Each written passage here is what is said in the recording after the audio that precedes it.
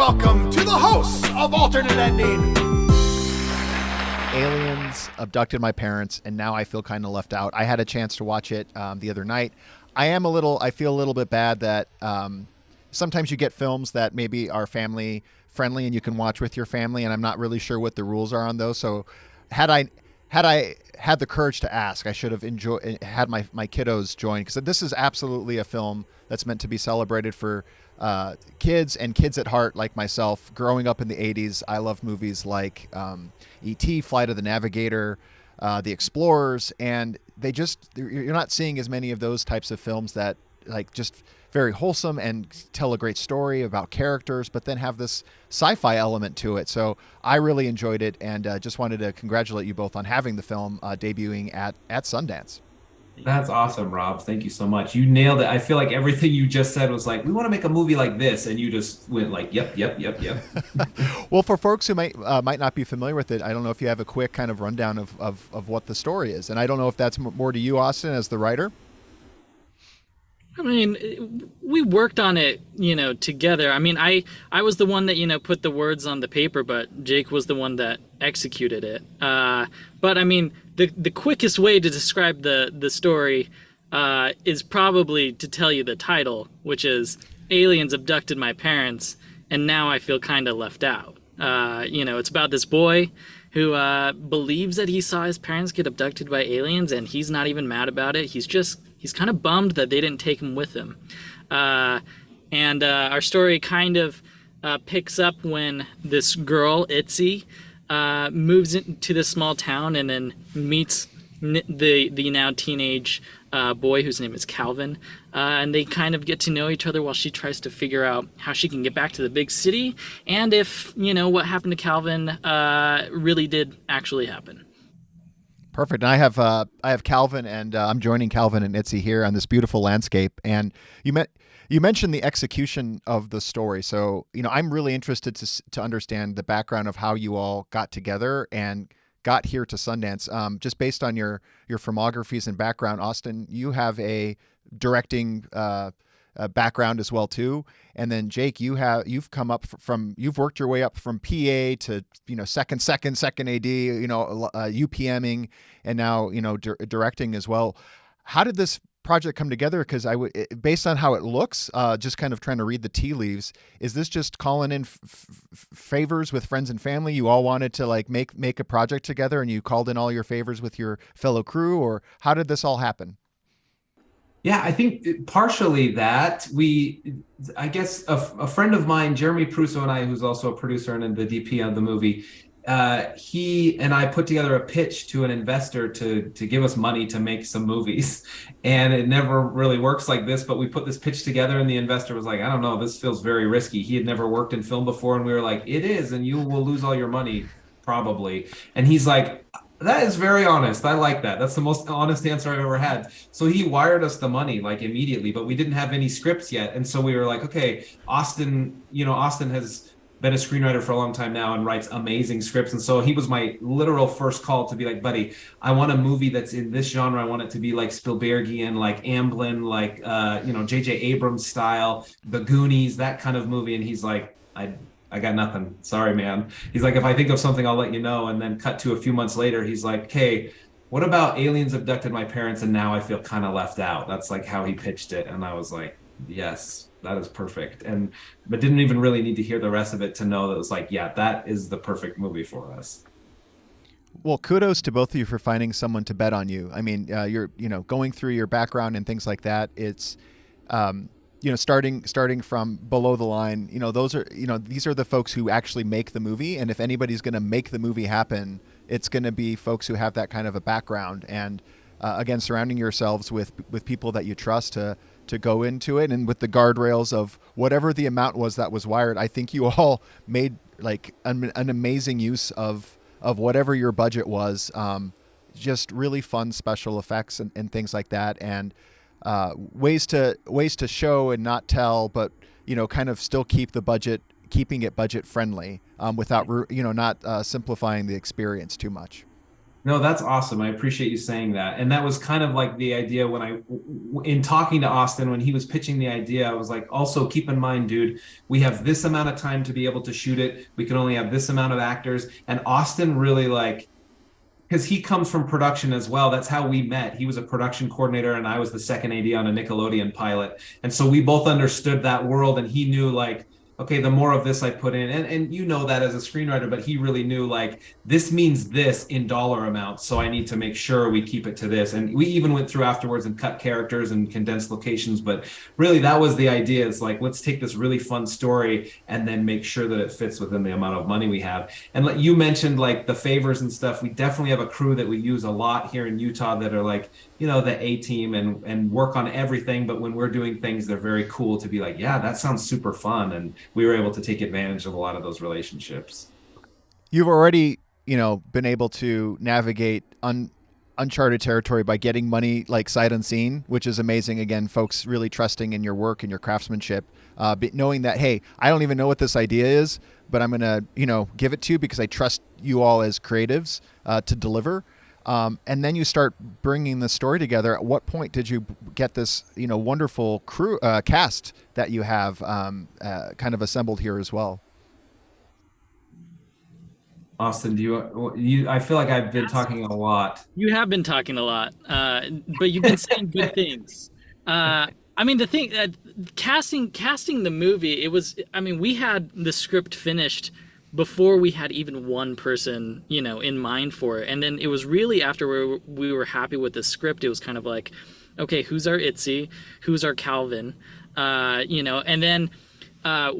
Jake had worked with Will Forte in the past, and he was always kind of in the back of our minds where it was like, if this thing, if the story, if this script turns out good enough, maybe we can slip this to Will. Maybe we can get, maybe we can convince Will to do it. And he read it and he was like, totally game to come out. He came out on like some of the coldest nights that we had ever in our entire shoot. The two coldest nights were the ones where we had to shoot overnight with him. But he was a champ, and he's great in the movie. But really, the cast came from character first. Let's figure out who these characters are, and then figure out who the actors are that best embody those people. Yeah, it was really fun to see all the auditions come in. We had a lot of auditions come in for both characters, and we had a lot of people that played everything a little bit differently. And then when we got Jacob's tape, it wasn't exactly how I had pictured Calvin to be. He was a little bit more quirky and a little bit more goofy on the page, and Jacob is just naturally just a little bit more charismatic, but he was really good. Like, he's such a good actor, and he kept everything like honest and emotional and grounded. And so we were like, that he's our Calvin. And so we kind of changed things a little bit to fit more what Jacob was bringing to it. And then with Emma Tremblay, she like nailed it. Like, we had so many auditions, and Emma was the only one that came in where I was immediately like, whoa, she didn't even read the script. She just seen the sides. We were like, this is her. And it's funny because she's not like that in real life. She really is not like Itzy at all, but she just nailed it all the way down to like her little brother, Jacob Tremblay, is like doing the off camera for her, and she's treating him like a real brother because she is an older sister, and it's like so fun to see her be that. Yeah. And it's really Jacob and Emma's Calvin and Itzy's relationship that really kind of the movie sits, the weight of the movie really sits on their shoulders, and it's just such a fun relationship. And the arc that Itzy actually both ultimately kind of have is you have this dreamer and this kind of more grounded person, and they kind of they meet somewhere in the middle, if you will. And yeah, it's really enjoyable. Did anybody turn into these stargazers, or how was everybody's astronomy knowledge kind of going in versus how they left with the film? I mean, I didn't finish college, but I have always said that maybe one day I will go back and study physics, because I was like the one class in college that I just like absolutely loved. And so like doing this movie, like having to do some of the research for whatever Calvin is talking about, like I had to know what it was, like it had to be somewhat accurate. He's 17 years old, but he's obsessed, and so there definitely was more of me, trying, like, having fun doing the research and, like, trying to figure out, okay, this is where Jupiter is at this point in time, and if you leave at this date, then it's going to be farther than it is if you leave here, so you have to, like, doing that kind of stuff definitely, was a lot of fun for me, and so maybe I'm a little bit more of an astronomer now. That was one of my favorite scenes, and I don't want to give too much away, but if you had a teacher like that and you had a curious mind, I could see why that would be a frustrating experience as a student when you're actually asking good questions and the questions themselves that the teacher is asking is not really thought through. Yeah. That's funny. I'm much more like the teacher in that scene. I'm like, I don't know. Does it matter? Just please tell me the answer. Like, I don't. Yeah, and that scene is actually much longer. Austin wrote it like 75 pages of just that scene and him explaining how he gets to Jupiter. We had to trim it back a little bit. We get the idea, and it was super fun. But Austin really did a great job of like, no, this is how it would happen, and this is what would. And I always was like, okay, I trust you. And I'm also curious too. Obviously you submitted, you finished the film. You feel really good about it. You've already promised the investor, not promised, you said to the investor, hey, making anything from this, like, the movie business is not something, go put your money elsewhere if you want money back. That's not the reason why you do it. We might get into a few festivals, we might not, like, who knows, these things are, but you apply to Sundance, you get in. What was that experience like to find out? So we did it. I think for me, I was always like, I think it has, the movie has enough heart, and it is quirky enough, and it is that definitely an independent film. It had enough of those boxes. It didn't have all the things that when you watch a Sundance film, you're like, this is definitely a Sundance film. Ours is a little bit different from that. And so it was a definite long shot, but I was just kind of pushing it the whole time. Before we tried to sell it or take it out to anything, I was like, let's just see what happens. And so when we submitted it, I was actually in Ireland on a different movie, and the director who was on that movie, he was like, hey, my short film got into Sundance, so when I'm done here, we're gonna go. And I'm like, oh, so that must mean they've already made the announcements. And then like a week later at 6 a.m, I got a phone call from someone from LA, and I called them back, and they were like, hey, we just want to let you know that your film got into Sundance. And it was like so insane. And it was Kim, who's the festival programmer.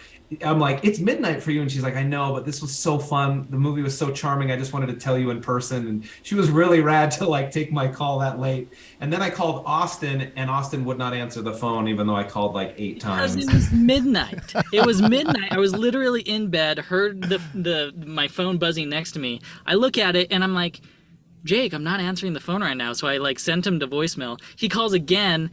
Again, I send him to voicemail, and then he texts me and he goes, are you awake? And I text him back and I said, no. And then he called me again. And then like, as soon as he called that third time, I literally sat up in my bed and I was like, I think we just got into Sundance. And I answered the phone and I was like, Jake, it's midnight right now. And he goes, I know, buddy, but we just got into Sundance. And then we just both just like started giggling. We just both started laughing because it's just one of those moments where, you think about it all the time, but for it to actually happen, kind of a dream come true. Well, enjoy every single moment. I know I'm at time. The film is Aliens Abducted My Parents. Now I feel kind of left out. For those not joining us at Sundance, the film hopefully coming to a theater or streaming service near you so I can watch it with my kids as intended. Next time, and hopefully, Jake, I know that you have a big family as well too. Like, hopefully, they're enjoying and really proud of Dad. So, congratulations again to both of you, and hopefully, I'll see you somewhere on Main Street in Park City. Yes. Thank you, Rob. Awesome. Thanks, Rob. Take care. Bye, y'all. Okay. See ya.